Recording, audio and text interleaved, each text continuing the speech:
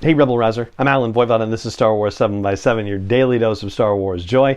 And thank you so much for joining me for it. And thank you especially to the patrons who help make this possible for you every single day with their support at patreon.com/SW7x7. So on yesterday's episode, we talked about the Path of Fear, which is the first episode of Tales of the Empire. It focuses on a teenage Morgan Elsbeth who survives the Battle of Dathomir in 20 BBY, where General Grievous and the Separatists come and wipe out just about all of the Night Sisters. And after the battle, Morgan is rescued by members of the Mountain Clan of Witches on Dathomir. Now, if this rang a bell for you at all, then you have probably read or listened to the audiobook version of Clone Wars Stories of Light and Dark. And in particular, there's a story in there called Bug. It's written by E. Ann Convery, who, funnily enough, Dave Filoni is married to E. Ann Convery.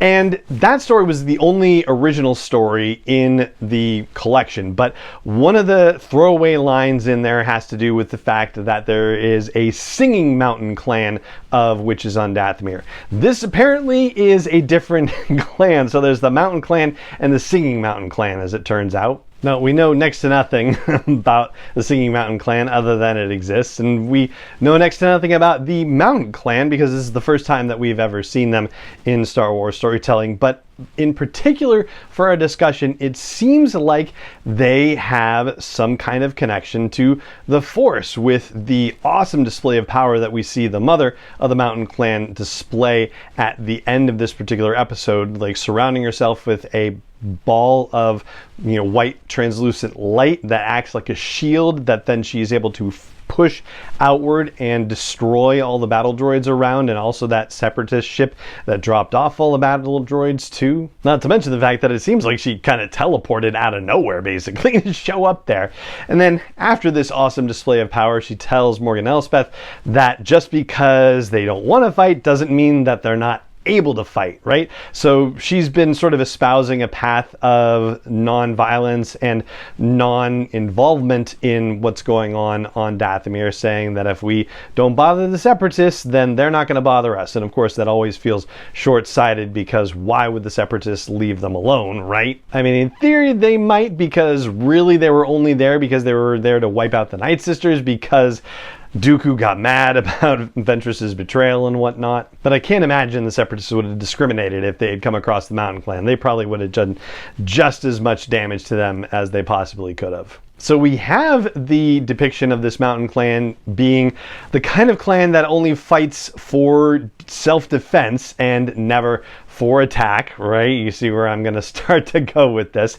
And then there's a conversation that the mother has with some of the younger women in the Mountain Clan after they start hearing Morgan Elsbeth talking about how maybe they should be prepared to fight, and she knows where some weapons are stashed. And the mother responds to this by saying that, they shouldn't let fear be sown on such fertile ground. Presumably meaning that under the circumstances of what's happened, it would be easy to sow fear in the hearts of the people in the Mountain Clan, and that in this particular moment, the members of that clan have to be especially wary of the possibility of fear influencing their decisions, which of course then does come to pass in a really tragic way. And as we know, fear is the path to the dark side of the Force, so we really do seem to be getting a depiction of witches of Dathomir who are on the light side of the Force. When we see the Night Sisters wielding dark magic, they are dealing with green mists, right? So green-based power.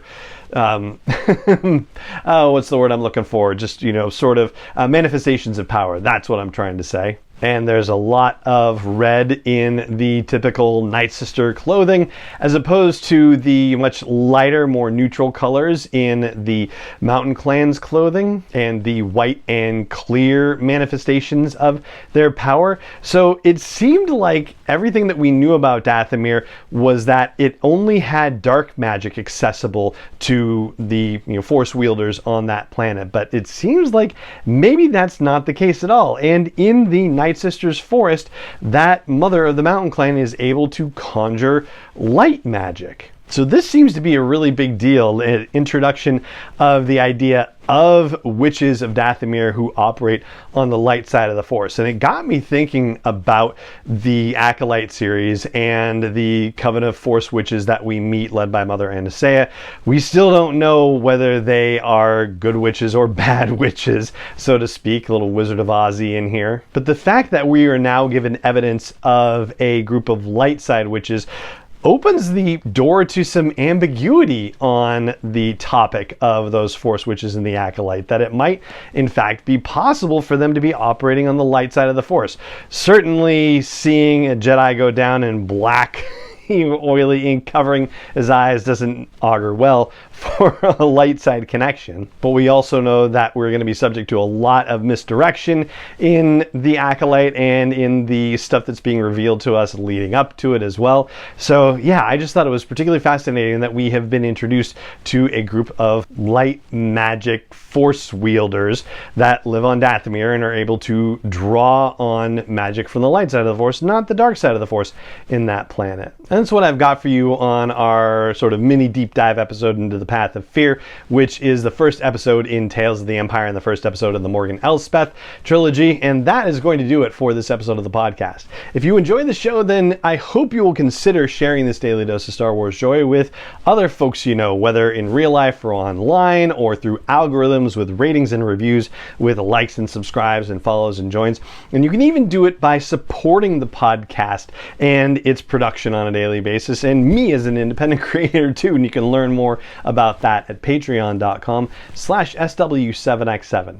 And it just remains for me to say thank you so much for joining me for this episode as always, and may the Force be with you wherever in the world you may be. 7x7 is not endorsed or sponsored yet by Lucasfilm Limited, Disney, or 20th Century Fox, and is intended for entertainment and information purposes only. Star Wars, the Star Wars logo, all names and pictures of Star Wars characters, vehicles, and any other Star Wars related items are registered trademarks and/or copyrights of Lucasfilm Limited, or their respective trademark and copyright holders. May the Force be with them. All original content is copyright by Star Wars 7x7. We hope you love it.